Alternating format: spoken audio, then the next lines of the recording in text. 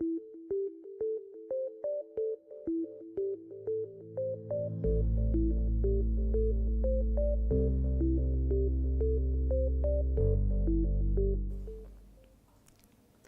afternoon and welcome to this news broadcast, which brings you news making headlines across Namibia, Africa, and the globe. Economic news, local community stories, international headlines, and sports updates all lined up in this broadcast. In the news today, Khoses Clinic received 14 oxygen machine donation. Police arrest Windhoek mayor. Send community in Eendobe in dire need of blankets and clothes to brave the winter.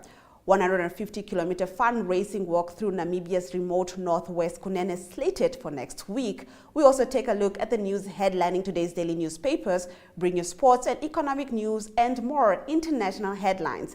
I am Glenora Shipura and this is NMH at 1.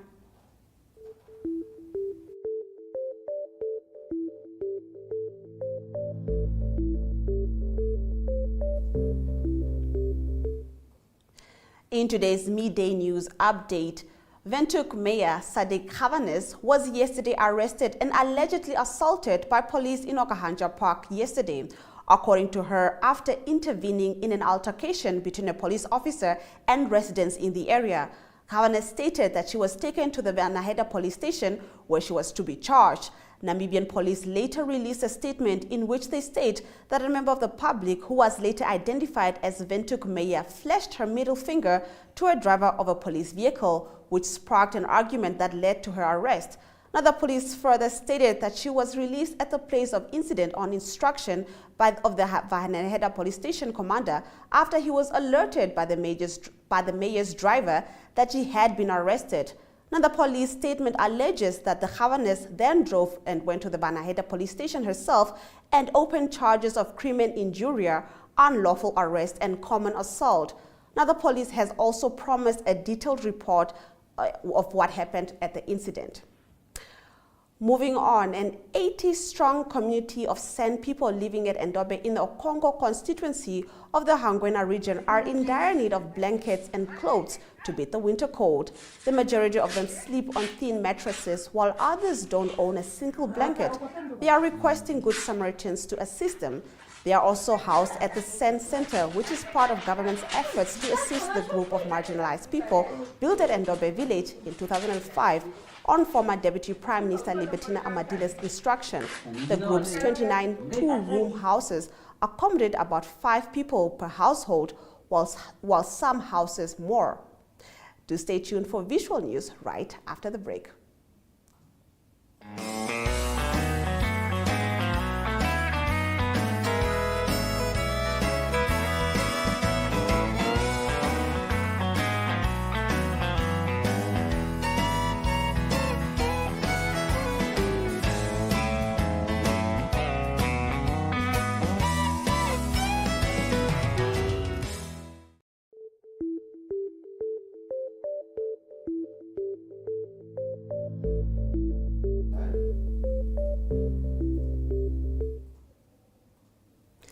Let's take a look at our visual news.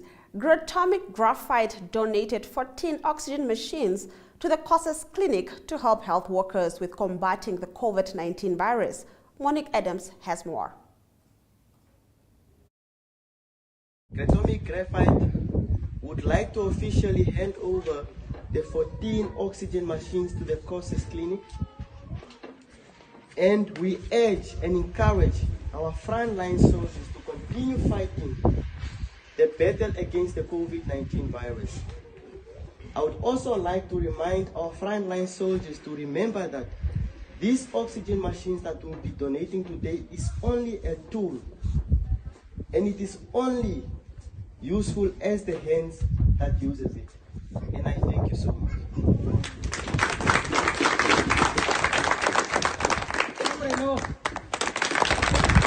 21% of Namibians live more than 10 kilometers away from health providers. So from the national budget of the financial year 2022-2023, 8 billion 350 million and 333,000 Namibian dollars has been budgeted for the Ministry of Health and Social Services. This is really commendable, but the budget is about that. Rodent apples lost lives due to negligence of medical staff. We would be to again think back.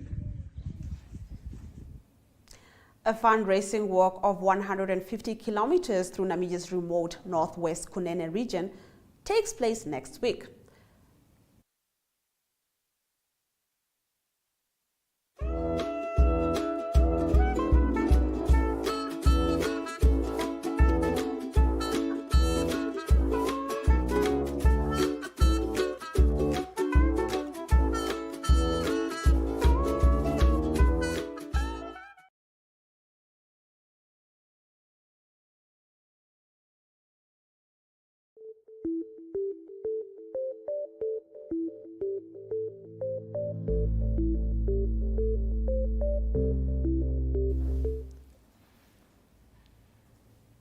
I'd like to apologize for the technical difficulties we're experiencing. In our next video, a fundraising walk of 150 kilometers through Namibia's remote northwest Kunene region takes place next week. This is being done in a bid to alleviate the challenge of human-elephant conflict and is being hosted by the Tourism Supporting Conservation Trust. Jaren Hoff has more. By walking a distance of 150 kilometers in 5 days through Namibia's northwestern conservancies covering elephant habitat, the Kunene Elephant Walk Group aims to raise awareness about Namibia's unique population of desert-adapted elephants and the challenge of human-elephant conflict, also called HEC. The funds that are raised during the walk will be used for HEC mitigation projects to help promote peaceful coexistence between rural communities and the elephants. The northwest of Namibia is home to a unique group of African bush elephants, the Loxodonta africana, that over many years have adapted to the arid environment of the Namib. Apart from this group, it is only in Mali in the Sahara Desert where desert-adapted elephants can be found. In Namibia, they reside in the Huaresep, Huanep, Huap, Abu Huap and Uchap ephemeral rivers that run from the Great Escarpment into the Atlantic Ocean. Compared to other African bush elephants, desert-adapted elephants can survive without drinking water for several days, and they travel over long distances in the search for water. However, because of the limited food and natural water points in the arid northwest of Namibia, the elephants are increasingly attracted to rural villages in the area. Local communities, in their attempts to adapt to ongoing climate change and prolonged droughts, increasingly turn to crop farming to reduce their dependence on livestock farming. Livestock is much more susceptible to drought conditions than crop gardens, therefore crop gardening is a way for these rural communities to secure food and become more climate resilient. When elephants enter the villages, they often raid the crops and destroy water infrastructure like water tanks and pipes. In their attempt to scare elephants away, people often misinterpret the signs that the elephants give. As a reaction, elephants can become aggressive, which can be life-threatening to people. To protect their livelihoods, the retaliatory killing of elephants by people is becoming increasingly common. The issue of human-elephant conflict is still poorly understood, and by walking through conservancies covering key elephant habitats, the walkers aim to shed light on this issue. Participants will hear from the farmers about how they experience sharing their land with elephants, and the Conservation Film Foundation will be filming their efforts to share with the larger public. The walk takes place from 5 to 9 July and is open for the public to join. People can either pay a participation fee of $500, which will go towards the fundraiser, or they can join for free if they help raise funds before and after the event. The funds will be used for various conflict prevention projects in the conservancies that are within the elephant habitat in the region. This includes the construction of additional water points for elephants outside villages, the construction of protective walls around communal crop gardens, the training of community game guards about elephants and conflict mitigation techniques, and field equipment for 10 elephant guards. The route uncovers the secrets of the Kunene region, taking you through remote, less visited areas with spectacular scenery and which are home to a wide variety of flora and fauna. For more info, send an email to info@tosco.org. On Saturday, the IJJ Trials hosted their second edition of their three-part series of the Lightning Run competition with trial runners. Here are some of the participants sharing their experiences. Janet Diergaard submitted this clip. So we had the Prosperity Health Urban Cross race today. What a success it was. We started off with a walk, a run, then a duathlon, and then we finished up with a mountain bike race. We had kids as young as 5 years old participating. We had elderly people as old as 65, 70 competing. It was a good day. It was a massive success. Everybody enjoyed it. We want to thank our sponsors, Prosperity Health, for making this possible. Dio Pharma, Electro Boost. We want to thank Money's Bike Mecca. We want to thank Cosmos Radio. And we want to thank the Vintage Show Society for making this possible. Then we had the honor of announcing the Commonwealth Triathlon team tonight. This is the team that will be representing Namibia at the upcoming Commonwealth Games in Birmingham. We announced a team of 6 athletes. We've got Divan de Plooi that will be racing individually, Andri Krichel that will be racing individually, as well as Imke Jager. And then for the first time ever, this is history, we will be sending a mixed relay team, which will consist of Drickus Kutsia, JP Berger, Imke Jager, and Andri Krichel. Thank you very much. Thank you. When we return, we'll be taking a look at the news headlining Namibia's daily print publications. But first, a trip to the marketplace.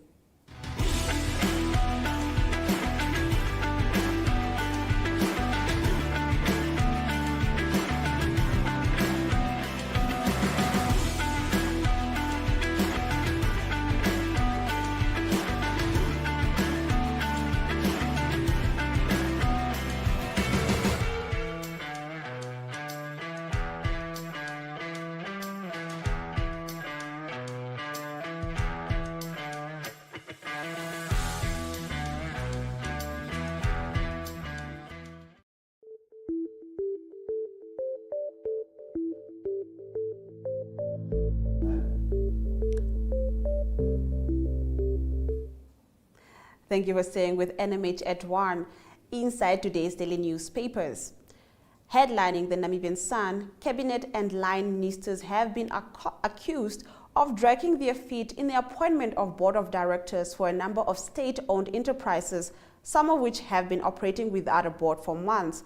Temporary boards are seen as risky as many cannot take long-term decisions, while others play it safe on certain issues, hoping substantive boards are better suited to handle such matters.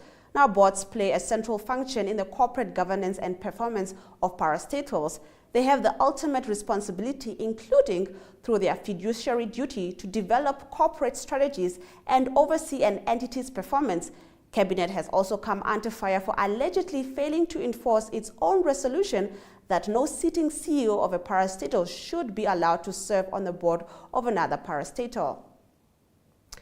Now, the paper also reports on its inside pages that the alleged mastermind behind the Falafala farm robbery, Emanuela David, says poverty and a hunger for money pushed him to robbing South African President Cyril Ramaphosa of a collective $12.7 million in 2020. In interrogation recording by an interviewer in the company of Wally Rode, the head of the Presidential Protection Service in South Africa, David admitted to having broken into Ramaphosa's farm with 3 others and splitting the American dollar bills among themselves. He took the largest amount of $300,000, amounting to $4.7 million at yesterday's exchange rate. In the audio recording shared with Namibian Sun, David said the domestic worker who alerted them to the presence of huge stashes of cash at the farm got $200,000, about $3.1 million.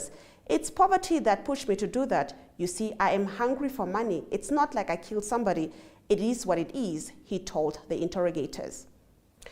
Now, Republican zooms in on the construction work on a new railway line over a distance of close to 500 kilometers between Kranzberg and Tsumeb and from Otavi to Grootfontein, which is set to start in 2025.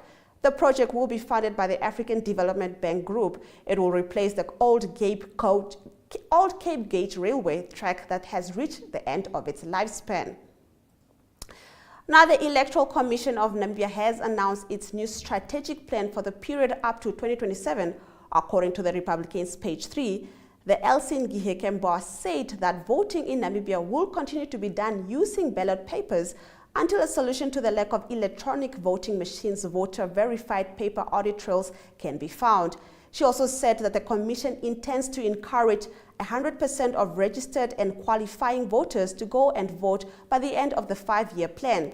ECN also intends to get Electoral Act number 5 of 2014 amended to give the Commission more independence and to help ensure political parties and politicians adhere to the code of conduct, particularly during election times. Now, the Allgemeine Zeitung reports that trophy hunting in game reserves is not without prejudice and that institutions paint distorted picture. Trophy hunting is a holy grail of Namibian environmental policy for politicians, farmers, and many locals.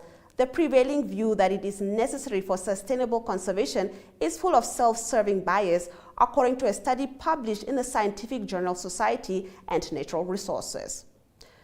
The Allgemeine Zeitung's page 3 reports that Prime Minister Sarah Kukongwela Amadila joined world leaders earlier today for the Ocean Conference currently taking place in Lisbon, Portugal. Now, the Ocean Conference, co-hosted by the governments of Kenya and Portugal, will help heads of state address the deep-rooted societal problems under the theme Scaling Up Ocean Action Based on Science and Innovation for the Implementation of Goal 14, Stock-Taking Partnership and Solutions.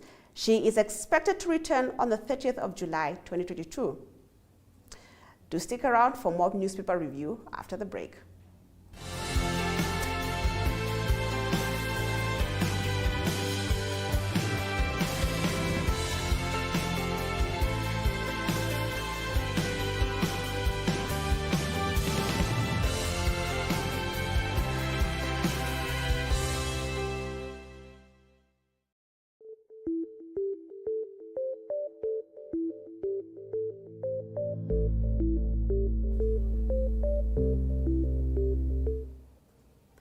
We continue with our newspaper review.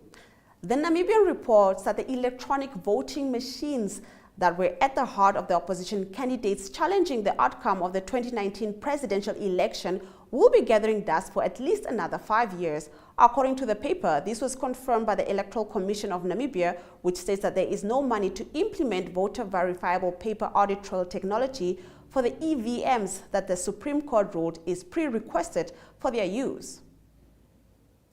On page 3, the paper reports that the death of Paul Ludwig, the father of modern forensic science in Namibia, is a major loss to the country, a conscious opinion of the Namibian Police Inspector Sebastian Deitunga and prosecutor Martha Imalwa. Now, Imalwa last week said that Ludwig, who died at the age of 61 after a short illness, deserves to be given the status of a hero. Police Chief Sebastian Deitunga says he is aware of the majority of law enforcement officers who are poorly remunerated, which often leads to low morale at work. This according to the New Era, which quotes Deitunga as having acknowledged that there are some officers who do not want to be promoted but prefer improved salaries. The New Era's page 3 reports that a total of $4 million Namibian has been spent by the Agricultural Ministry to combat the fourth wave of the brown locust during the 2021 to 2022 summer. The ministry's spokesperson told NAMPA that it was costly to control locust outbreaks considering the required resources.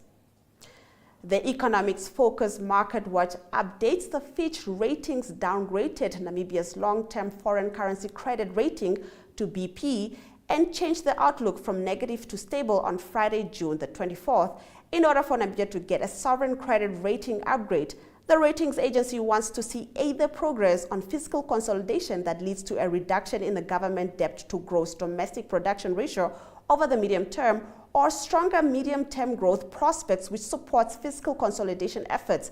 According to Fitch, the fiscal deficit will remain elevated at 7.6% of gross domestic product in 2022, above the government's forecast of 5.6% and our projection of 6.0%. The ratings agency says modest growth prospects, a rigid expenditure profile, and a tightening of international financing conditions will weigh on the overall deficit. Now, half of the active GIPF members are 50 and above. What does that mean for the fund and its ability to pay out? Stick around for the full story after the break.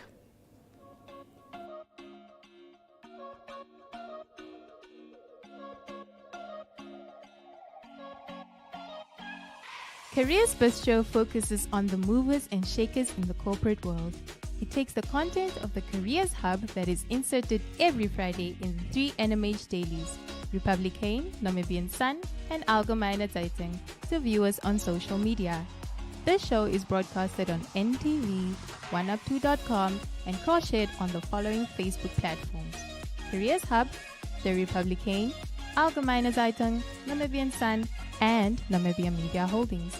Careers Bistro focuses on car interviews, career motivational videos, the ups and downs of different careers, keeping in touch with business and more. For career-related content or advertising queries, please contact zone@synergy.com.na.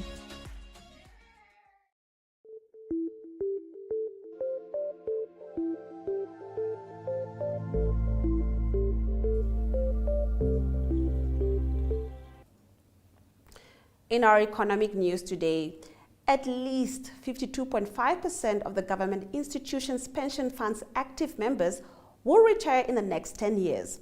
This should, however, not raise concerns, as the fund is still in a sound financial position to reasonably pay out pension benefits, said the fund's actuaries, Humanity Employee Benefits, who on Friday released valuation as at 31 March 2021.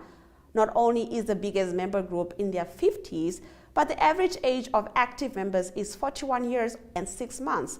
This is followed by pensioners who are owed some 32 billion Namibian dollars. The fund owes members between the age of 50 and 60, 33 billion Namibian dollars. Valuators have cautioned the fund's management to ensure it invests wisely, as its inflows from contributions are currently 3 billion Namibian dollars, less than outflows in terms of pension and other payouts. This difference is now being compensated for by investment income, which at 31 March last year stood at 27 billion Namibian dollars. According to Humanity Employee Benefits, there is a need to ensure investments are aligned to members' ages, the Namibian reports. Humanity Employee Benefits said the funds was valued at 135.8 billion Namibian dollars, and it owes its members 118.9 billion Namibian dollars and has a surplus of 16.5 billion Namibian dollars. In our next story, internationally, Russia defaulted on its external sovereign bonds for the first time in a century, the culmination of ever tougher Western sanctions that shut down payment routes to overseas creditors. At the end of the day, on Sunday, the grace period on about $100 million of trapped interest payments due May 27 expired deadline considered an event of default if missed. Now, Russia has the resources to pay its bills and tried to do so, but was blocked by the sanctions. Those restrictions also mean there's huge uncertainty about what comes next and about how investors can go about getting their money. Moody's Investor Service said the missed payments constituted a default under its definition and warned that the government would likely also default on future bond payments.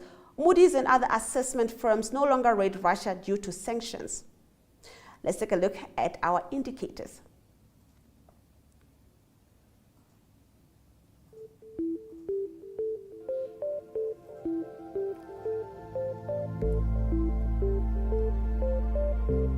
The Namibian dollar is up in value against these major currencies while retaining the value of 1 Chinese yuan at 2 Namibian dollars and 37 cents.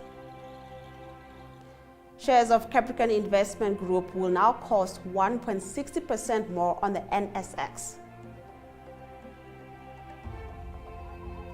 Local and overall index has increased on the NSX while most stock prices remain unchanged.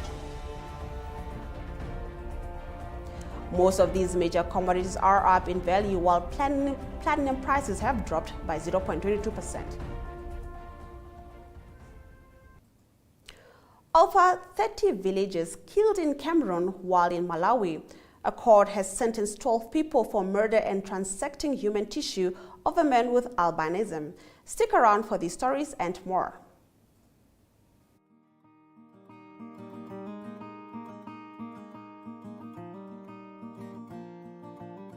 AgriMonitor is jou weeklikse landboukundige program wat jou die jongste nuus in die landbouverwante bedryf en onderwerpe wat daaraan gekoppel is, bring.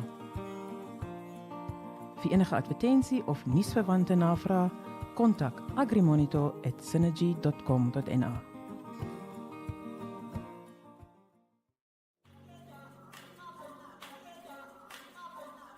Africa Good Morning is the current affairs program that brings you the latest from Southern Africa and beyond. News, economics, sport, weather, interviews, and so much more. For any advertising or news-related queries, contact agm@synergy.com.na. Africa Good Morning, bringing Africa to you.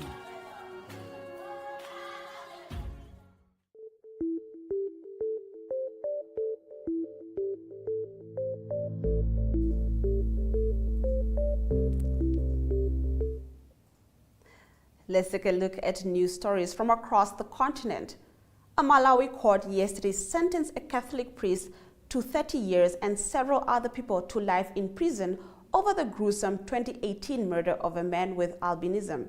Judge Dorothy Ngayakunda Kamanga said Thomas Mushosha had planned to traffic 22-year-old MacDonald Masambuka's tissues. She said the priest, who led a parish in Mashinga, 100 kilometers northeast of Blantyre, had breached the trust many had placed in him. 5 other suspects were handed life sentences. The killing occurred at the height of a spree that saw over 40 people with albinism murdered and scores of others assaulted. One of the 5 convicted was the victim's brother. A total of 12 people were handed various sentences over the killings. A rival ethnic group has killed at least 30 villagers, including women and children, in western Cameroon in an attack. Some were burned while others were beheaded. Now, the massacre was carried out on Saturday and Sunday in the village of Mbakanjua. The tragedy between the Oliti and Masega Ekol ethnic groups took place in the southwest region, one of Cameroon's 2 English-speaking regions, where a deadly conflict has been raging for more than 5 years between armed separatist groups and the police, with civilians being the main victims. Now, 5 Nigerians were killed in the attacks on Saturday and Sunday, the statement said, including photos of the bodies of a dozen victims, including children lying on the dirt floor of a village, some charred or mutilated. Now, in our next story, another refugee discussed his situation with AFP on condition of anonymity, saying he cannot speak freely in the presence of Rwandan and UN Refugee Agency officials for fear of reprisals. "I regret coming to Rwanda," he said. He said he stayed in Libya for 3 years before arriving in Rwanda, where he said he was initially greeted with kindness. "It has been a year now in Rwanda, and I'm not sure if I will get asylum or not. If it turns out that they abandoned me, then returning to Libya is more merciful than staying here in Rwanda under this humiliation." A 26-year-old Eritrean dreams of a new life are about to come true. He recounted a horrific ordeal trying to make it out of Libya, paying $2,000 to traffickers to cross the Mediterranean. Now, more than 600 refugees have been resettled in 3rd countries, but UNHCR say and government officials say they have not had a single request to stay in Rwanda permanently. UK plans law to ignore European rulings on Rwanda migrant deportations. Shocking migrant deaths in Texas, where at least 46 found dead in abandoned lorry. This story and more coming up after the break. Choose your flex package with Paratus today. Sign up for ultra-fast fiber with the convenience of mobile LTE. That's 2 products in 1 bundle. It's new, it's 1 bill, and you can stay connected in more than 1 location. For more information, visit paratus.africa/NA. Always prepared. Paratus.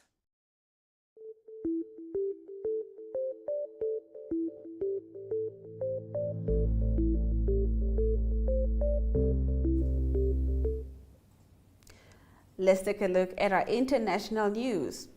Now, at least 46 people have been found dead in an abandoned lorry on the outskirts of San Antonio, Texas. A fire official said 16 people, including 4 children, had also been taken to a hospital. Now, the survivors were hot to the touch and suffering from heat stroke and heat exhaustion.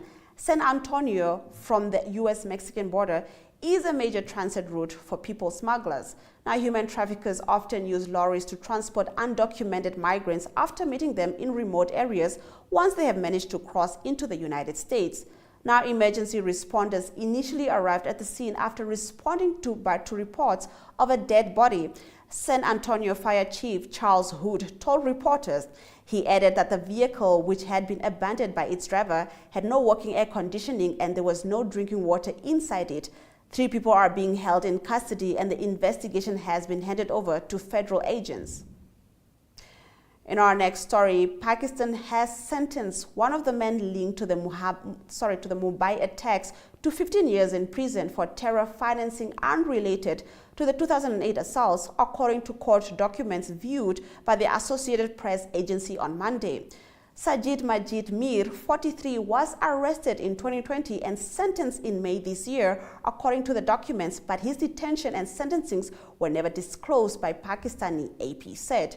He was sought by the FBI in connection with the 2008 attacks on India's financial hub that killed 166 people, including 6 Americans. Now, under its Rewards for Justice program, the United States offered up to $5 million for information on Mir's alleged involvement in the attacks in neighboring India. Now, the court documents provided no details on Mir's involvement in terror financing. Do stick around for local sports news right after the break. The Evening Review is a daily interview-based talk show that dissects and expounds on current affairs as they occur in Namibia. The show aims at reaching Namibians of all age groups who seek better understanding of the state of current affairs in the country. This show is broadcasted on NTV, 1up2.com and cross-shared on the following Facebook platforms: Namibian Sun and Namibia Media Holdings. The Evening Review focuses on interviews, latest news and up-to-the-minute current events. Contact evening at synergy.com.na.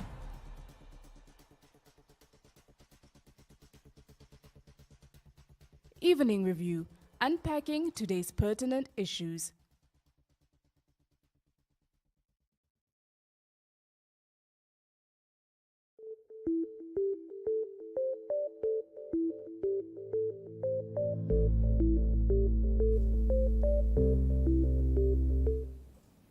In our local sports news, Namibian marathon runner Helalia Johannes has shelved the decision to retire and will continue competing until her body tells her to stop.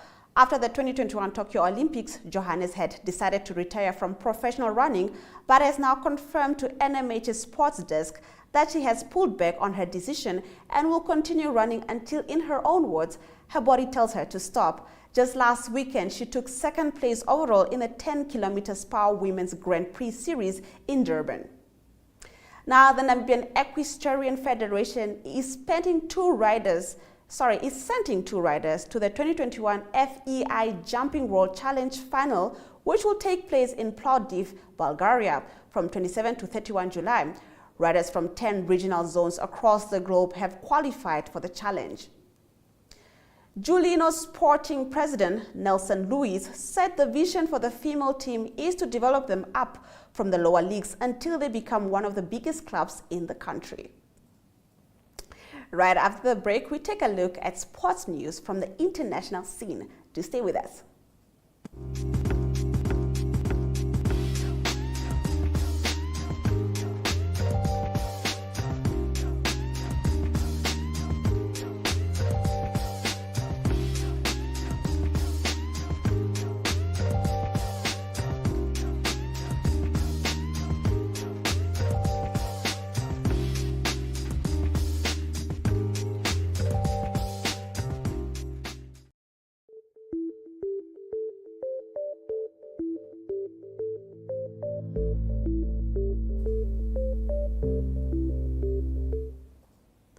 In our international sports news, Spain will not figure at next year's Rugby World Cup in France after the appeal against disqualification for fielding an ineligible player during qualifying was rejected, World Rugby announced on Monday. Now, South African international fullback warrior Gallant is one of 6 new arrivals at Racing 92 for next season, the French top 14 club announced on Monday. Former Manchester City captain Fernandinho has returned to his first club and signed for Atletico Paranaense, the Brazilian club said on Monday. Do stick around for the highlights right after the break.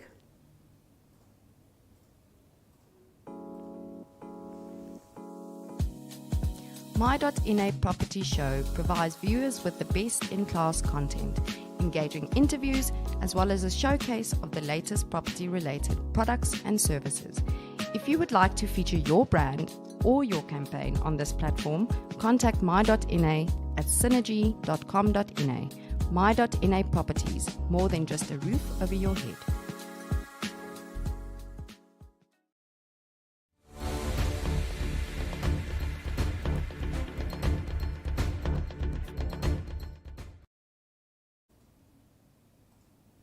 You are watching NMH at 1, and if you've just joined us, here are your news highlights. A Malawi court has sentenced a Catholic priest to 30 years and several other people to life imprisonment over the gruesome 2018 murder of a man with albinism. At least 46 people have been found dead in an abandoned lorry on the outskirts of San Antonio, Texas. A fire official said 16 people, including 4 children, had also been taken to a hospital. Namibian marathon runner Helalia Johannes, after the 2021 Tokyo Olympics, Johannes had decided to retire from professional running, but has now confirmed to NMH's sports desk that she has pulled back on her decision and will continue running until, in her own words, her body tells her to stop.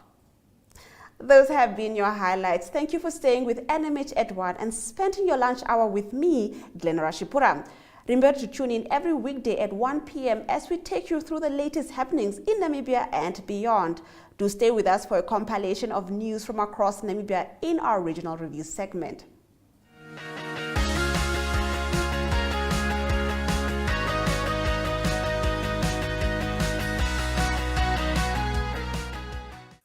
Good day and welcome to another episode of Regional Review. I'm Kenya Kambowe, the Namibian Media Holdings correspondent in the Northeastern regions.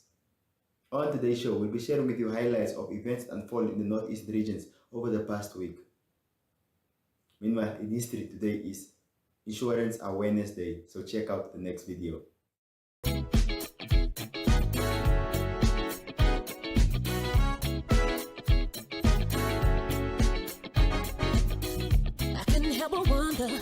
Love would come my way, sitting waiting for my life to start. Oh yeah, I couldn't help but wonder if I'd see a brighter day, that I would find some peace of mind, a love would fill my heart. Thanks to you, I got a reason every day to keep believing I can move the mountains in my way.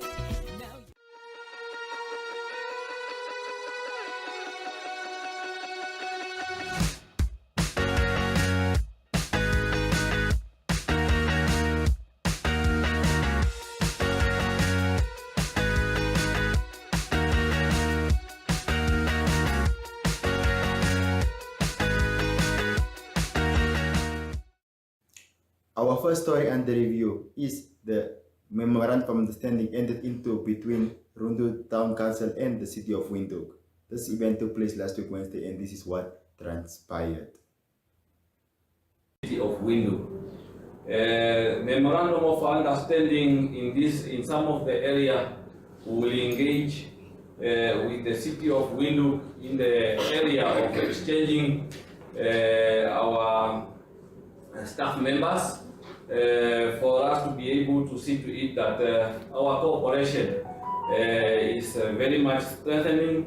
Staff members of Rundu in a certain area, they will be traveling to Windhoek and stay certain period of time, and also exchanging with the staff members of the city of Windhoek to come and be with us for us to learn from them. So at this juncture, I would like to extend councillors, we share the same goal of improving and the quality of the life of our people through strategic partnership as such this. I have no doubt that our common vision will be realized. This they added the mutual benefit of a shared experience and exchange of knowledge. It's crucially special now with the social and economic challenge facing us that we pool our collective resources, leadership, and responsibilities towards long-term deliverables. To enhance the economic sustainability of our respective towns, city of Windhoek. Put a pen on the paper. It's not something to decorate our newspapers and maybe our electronic media to broadcast us, but it means something, and very serious that this will be implemented. The very things what we have to know, whenever we take a commitment, we should do it in a way that we are going to fulfill it. Comes next review of your memorandum, it has to tell a result. That is very important. I was impressed that today, at least this memorandum, you are continuing after 15 years. Our second story under review is the police annual championship games that were held in Windhoek for the past week. Khomas region dominated the sporting activities, whereby they scooped around 7 trophies and over 60 medals. These are some of the scenes and speeches that took place at the event.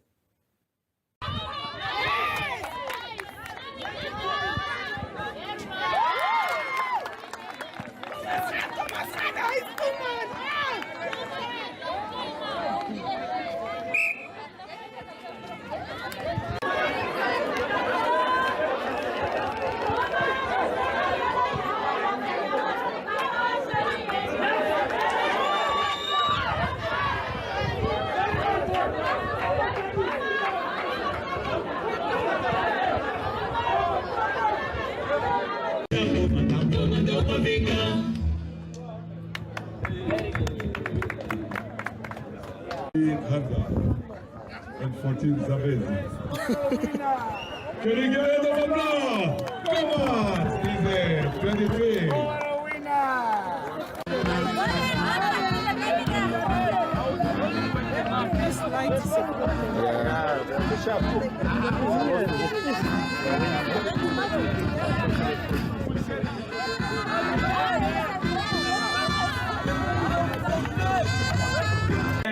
Around you, you are all winners.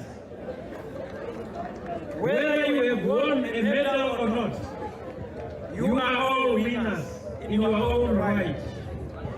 In the long run, your active and continued participation in sports will pay you a rich dividends in terms of fitness, well-being, and happiness.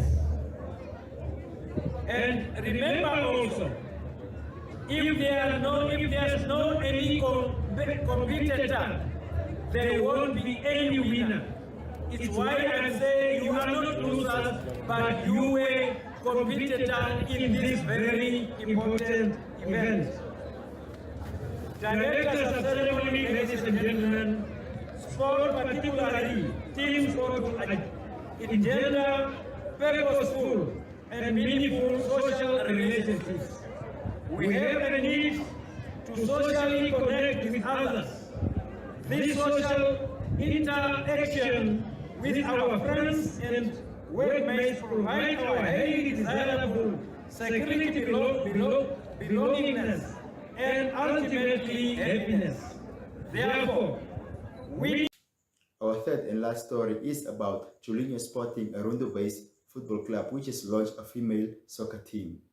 Sports, Youth and National Service Minister Agnes Guerrero was at the event and she had some words to say, as well as President of Julinho Sporting Club, Mr.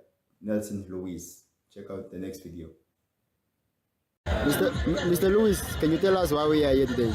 We are here to launch our ladies team. During the start of the ladies team, and today is the big launch of the ladies team.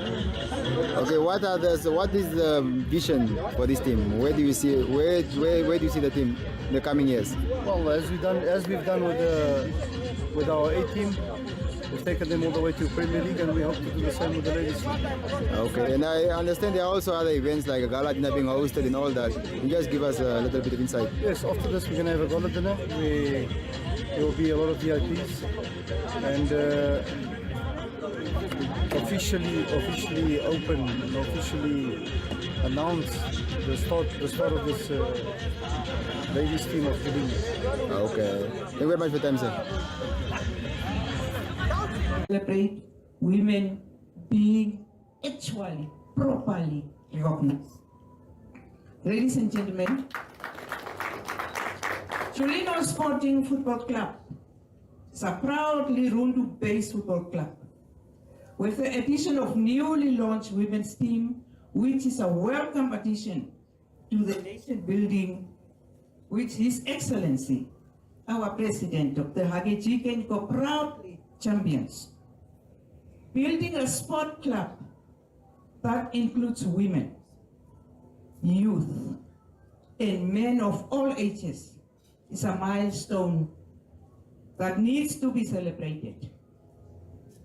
It is against this background that we are gathered here tonight to officially launch the JSL, Chulino Sport Ladies. Allow me to commend the leadership of JSL for being intentional about women empowerment and for using your limited resources to create a nationally registered women's team that I am informed is partaking in the Kavango East Regional Women's League under the auspices of the Namibia Football Association. Chulino Sport Ladies is established at a fundamental time where the women's football 2022-2025 theme being driving change under the leadership of the NFA, under their leadership. Ladies, together with your leadership, embarking on this journey doesn't end with the establishment of Women's Football League. But there's hard work which is lying ahead if you want to succeed. There are goals which need to be set in line with the recently launched strategic plan for NFA Women's Football 2022-2025. The Agenda is a weekly national affairs interview program hosted every Sunday by Namibian Sun editor Toyvon Jabela, featuring a panel of high-profile newsmakers, analysts, and experts. If you would like to feature your brand or campaign on this platform, contact agenda@synergy.com.na. The Agenda, focused on today's conversation.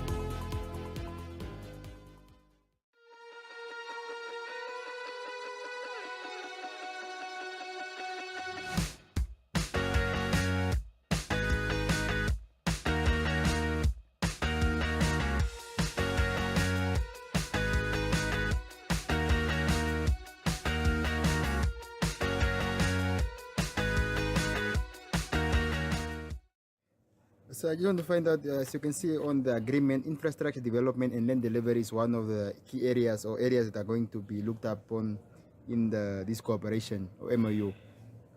Based on experience that we've observed in Rundu, we've seen that the town has done pretty little or nothing in terms of servicing land for the residents who are migrating to Rundu either for job opportunities or having secure job here. The only available avenue right now is for one to go to an area like Skanduko, get some of the mango field, pay 10,000 or 30,000 to get a piece of land, and then they start building a structure, which we understand is somehow illegal because sale of land within town boundaries should be done by council.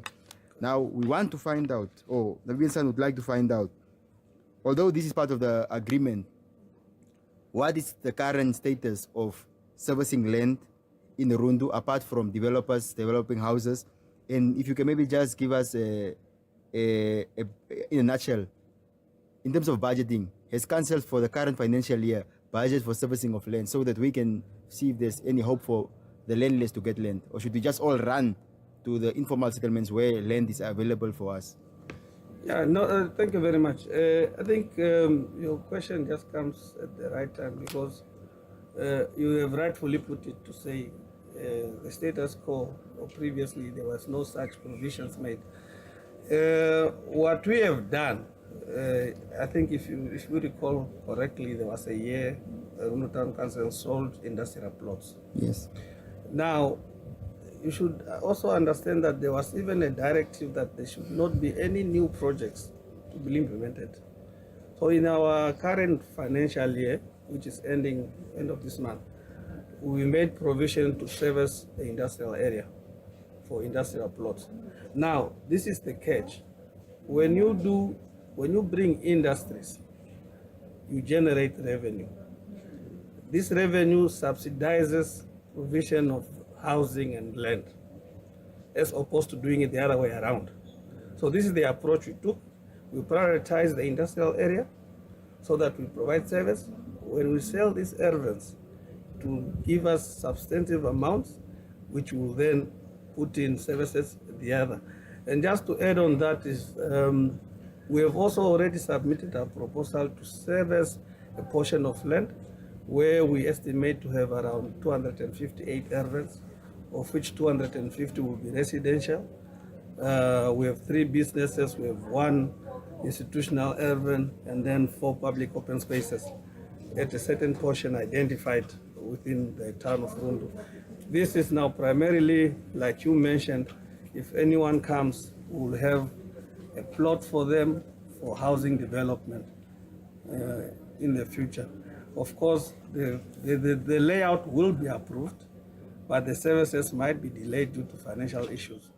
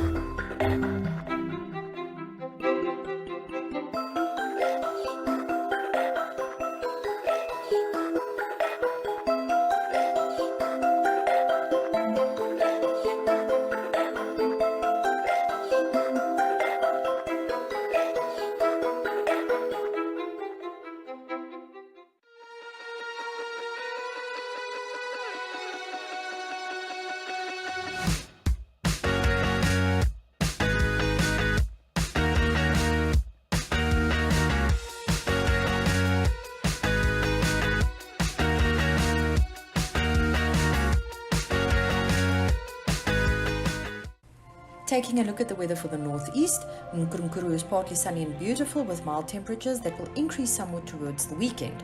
Rundu is partly sunny and delightful with temps in the low 20s that will pick up towards the weekend.